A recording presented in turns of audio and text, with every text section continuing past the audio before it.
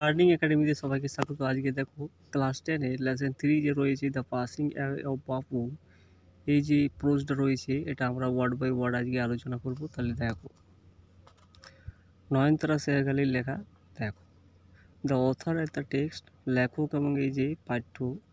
এরপর দেখো, Nayantara Sahgal is one of the first female Indian writers in English to receive wide recognition.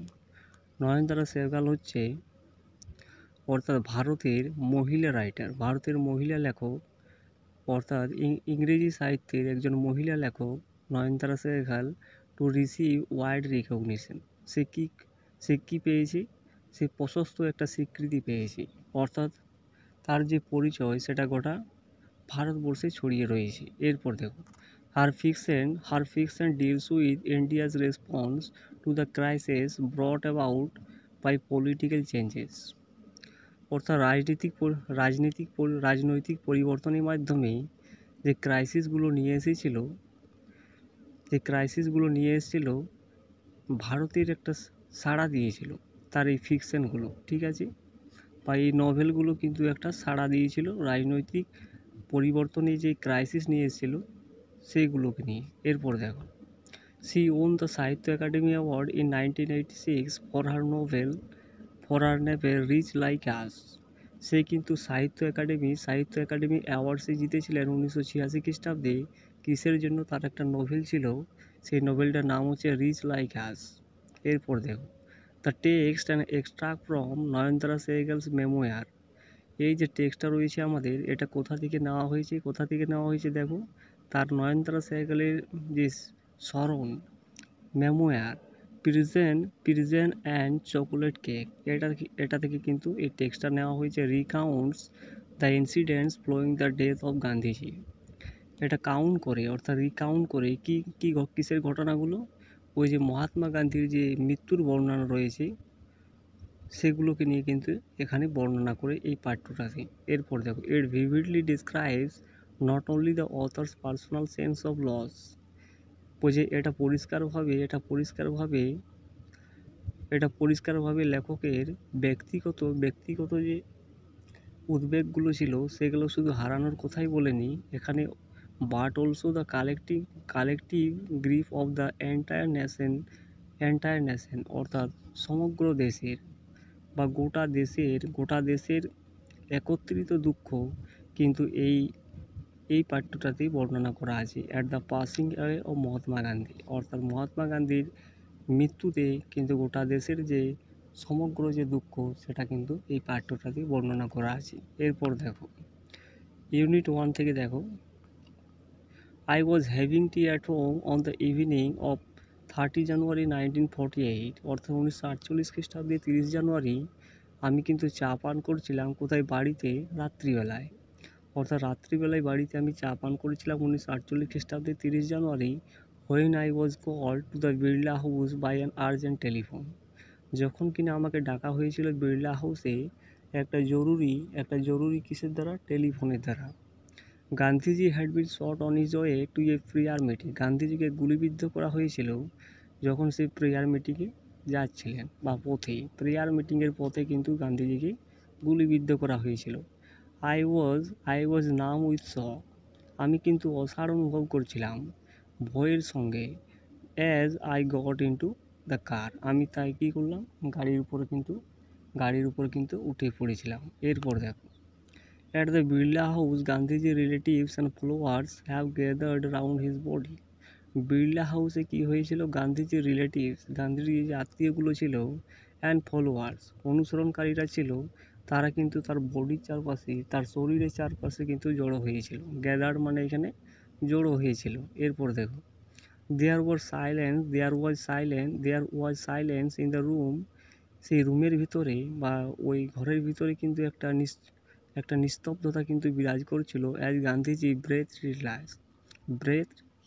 His last, কেননা সেই গান্ধীজি কী করেছিল? শেষ নিঃশ্বাস ত্যাগ করেছিল। এরপর দেখো, ওয়ার্ডস অফ বাপুজ ডেথ, এই যে বাপুজির মৃত্যুর ঘটনা বা মৃত্যুর যে বর্ণনা বা মৃত্যুর যে কথাগুলো, হ্যাড স্প্রেড থ্রু দিল্লি, এই দিল্লিতে কিন্তু ছড়িয়ে পড়লো like a flame fanned by wind. যেমনভাবে একটা আগুনের শিখাকে হাওয়া করা হয় অর্থাৎ ফ্যান করা হয়। মানে যখন বাতাস দ্বারা ফ্যান করা হয় একটা আগুনের শিখাকে, সে যেমন তাড়াতাড়ি ছড়িয়ে পড়ে, ঠিক একইভাবে এই যে গান্ধীজির যে মৃত্যুর যে ঘটনাটা সেটা কিন্তু দিল্লিতে খুব তাড়াতাড়ি ছড়িয়ে পড়েছিল। এরপর দেখো, sad groups of man and women had collected around Birla house. বলছে মানুষ, মেল এবং ফিমেলের, ম্যান এবং ওমেন মানে কি,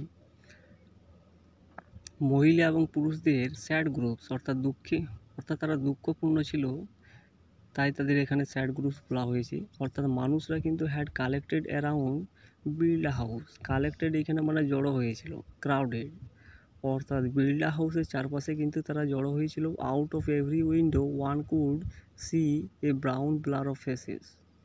আউট অফ এভরি উইন্ডো, প্রত্যেকটা যে জানলাতে বলছে কেউ না কেউ দেখছে, কি দেখছে, ব্রাউন ব্লার অফ ফেসেস।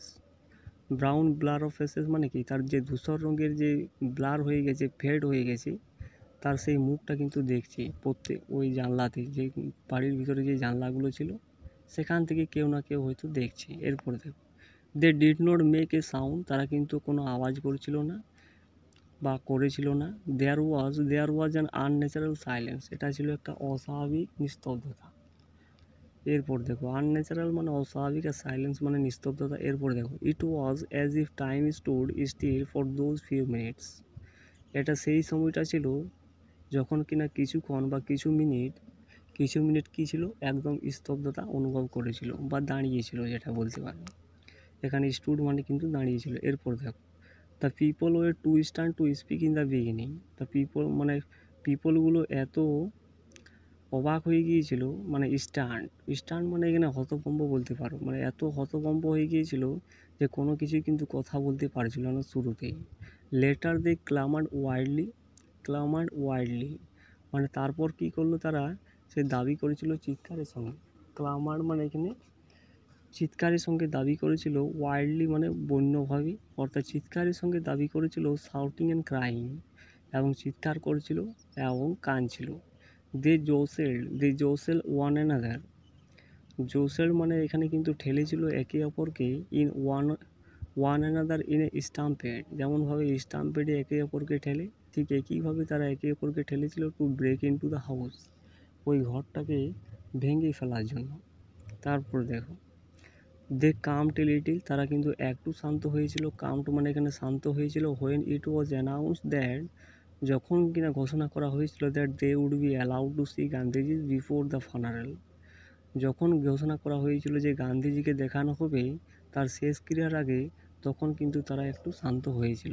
এরপর দেখো, when one is faced with the shock of a loved one's death, যখন একজন ফেসড হয়েছিল, মুখোমুখি হয়েছিল, were the shock of a loved one's death, তার যে লাভড অর্থাৎ প্রিয় মানুষের মৃত্যুর ঘটনাতে যখন একজন ফেসড হয় বা ফেসড হয় ওয়ান হুইম্পার্স, ফেসড করেছিল মানে ওয়ান হুইম্পার্স, একজন বিড়বিড় করে বলেছিল, what will become of me now, বলছে আমার এখন কি হবে, that he has left me, আমাকে ছেড়ে চলে গেছে, অর্থাৎ গান্ধীজি যে ছেড়ে চলে গেছে, তাহলে আমার এখন কি হবে, এটা একজন বিড়বিড় কিন্তু করে বলেছিল। এরপর দেখো, this was surely the question upper most in the mind of the morning people, এই কোয়েশ্চানটা বা এই প্রশ্নটা সমস্ত যে দুঃখিত লোকগুলো ছিল সবার মনে কিন্তু মোটামুটিভাবে ছিল। They looked like lost children, তাদেরকে দেখে মনে হচ্ছিল যেন হারানো শিশু, যেমন একটা হারিয়ে যাওয়া শিশু যেমন কোনো কিছু বলতে পারে না বা কোনো কিছু হতভম্ব হয়ে পড়ে, ঠিক একইভাবে তাদেরকেও কিন্তু লস্ট চাইল্ড মানে হারানো শিশুদের মতো দেখাচ্ছিল। এরপরে দেখো, it was the question in many of our heart, এই প্রশ্নটা কিন্তু অনেক লোকের হৃদয়ের একটা কোয়েশ্চান ছিল, প্রশ্ন ছিল। অ্যাজ উই স্যাড, তার ফলে কী হলো, আমরা বসে পড়েছিলাম। স্টিল শকড হয়েছিলাম। অ্যান্ড আনবিলিভিং, এবং আমরা বিশ্বাস করতে পারছিলাম না। তারপর দেখো, we listen to the broadcast, আমরা ব্রডকাস্টে শুনেছিলাম। টেলিং মানে ব্রডকাস্টে আমরা বলতে শুনেছিলাম, দ্য পিপল অফ ইন্ডিয়া, মানে ভারতের লোককে বলা হয়েছিল ব্রডকাস্টের দ্বারা, কি বলা হয়েছিল, that there Bapu was no more, বাপু কিন্তু আর নেই। তো এই হয়ে গেলো ইউনিট 1টা। তো তোমার ভিডিওটা ভালো লাগে চ্যানেলটাকে সাবস্ক্রাইব করো এবং পাশের বেল আইকনে প্রেস করে রাখো পরবর্তী নোটিফিকেশনের জন্য।